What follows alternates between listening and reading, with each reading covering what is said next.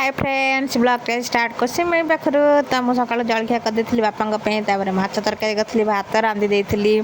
then तापर ये आम घर पुणी आसते बापा धरम भौणी आसते तो कदली कदली आनी तो मुझे प्रेसर खोली पकईली तापर मो भौणी ये खोली पकाई कौन कौन आनी देखिए पकाई मिक्सचर बिस्कुट कदली आनी से जो बहुत बाटर आसाला मो बो ये फोन कथा होता देन आम ये बसी दिन जाक बंटा बंटी होते किए कौन खाई बोली देन तापर ये आपको कुणिया देखी दूसरी तो ये बहुत गंजाम डिस्ट्रिक्ट आसते बापा पाखु जी भौणी से ये आम लड्डू बाबा प्रसाद खाई तो ये मो बो को पखाड़ दे सहित मैंने सब खाई पखाड़ पखाड़ खाई सारिक आम ये पंखा बुलूला तो ये मो बो कहली भलसे चकट देगा शोई पड़ी रोषेई सारिक गरम भात खाई भात माछ तरकारी भेंडी भजा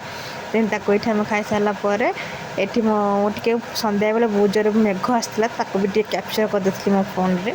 देन तापर ये वर्षा जेहतु आसला मुझे कहला चल पलैया आम ये बस कदली खाऊ दी जन जाक तो ये आम गाँ लोक सब डुंगुला डुंगुथा तापर आम ये आसिक देखिल गोटे षंढ आसूसी भल लगे सन्ध्या मिक्सचर बिस्कुट जो बापा भौणी आनी खाई सन्ध्या बेले एत जोर मेघ पवन आसला जो माई गड कहीं कौच एत ठंडा पवन होता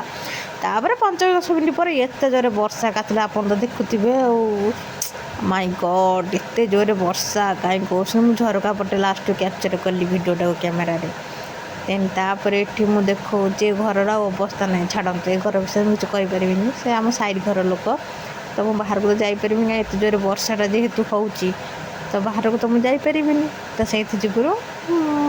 झरका पाखे भिडियोटा गोटे कैप्चर करदेली